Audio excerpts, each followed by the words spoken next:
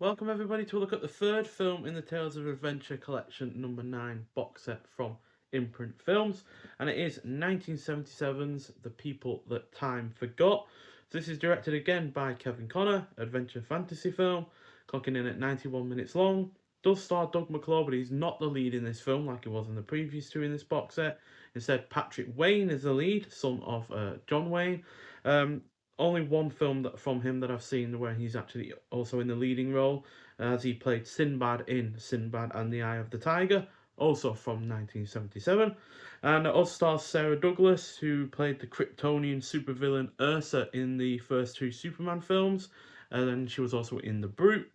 It also stars Foley Walters, who was in Frankenstein Created Women, Frankenstein Must Be Destroyed, and The Earth Dies Screaming. So, Major Ben McBride organises a mission to the Antarctic Waste to search for his friend, Bowen Taylor, who obviously went missing in The Land That Time Forgot, who has been missing in the region for several years.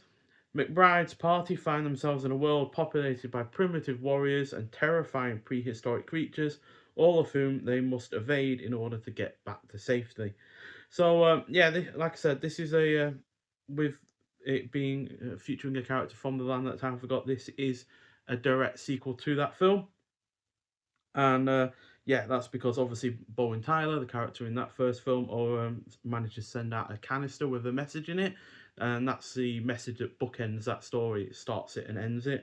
But that said, this isn't as good as its predecessor due to this not being quite as entertaining, and it definitely feels a lot less focused.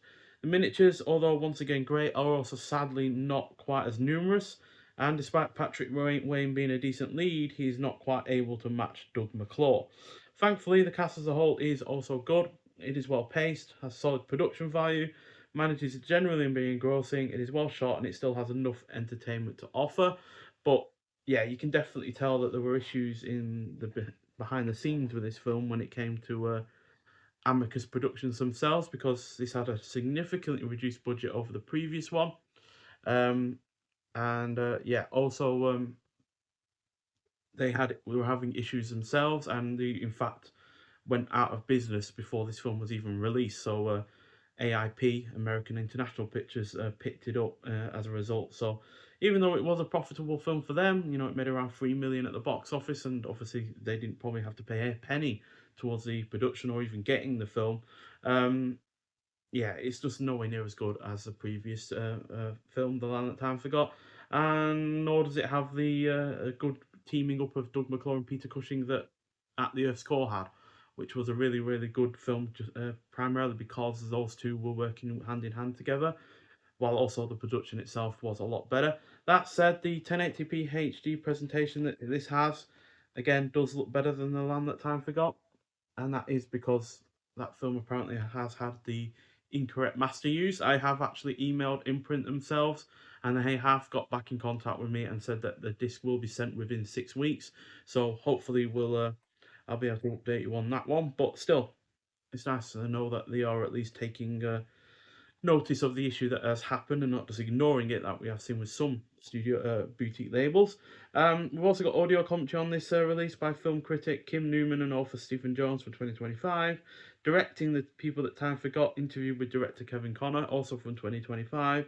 Interview with actress Sarah Douglas, interview with actress Dana Gillespie, and original theatrical trailer as well. So yeah, it's a 3 out of 5. Not a disastrous film by any means, and quite frankly, if you didn't know that this was a sequel to The Land That Time Forgot and were just coming into it blind, although I'm not sure why you would watch this if you hadn't seen the previous film, given it is a direct sequel.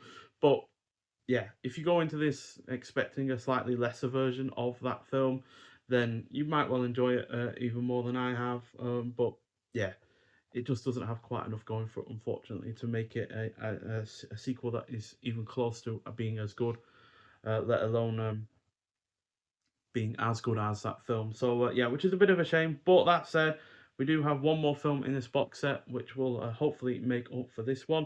As the previous two, yeah, really, really good. And yeah, overall, I am enjoying this box set. But yeah, hopefully, Warlords of Atlantis with its new 2K restoration will look better than it has done before, while also providing even more entertainment than this one has. But still, if you have seen The People That Time Forgot, I'd like to hear your thoughts on it. But nonetheless, thank you for watching. and I'll see you in the next one.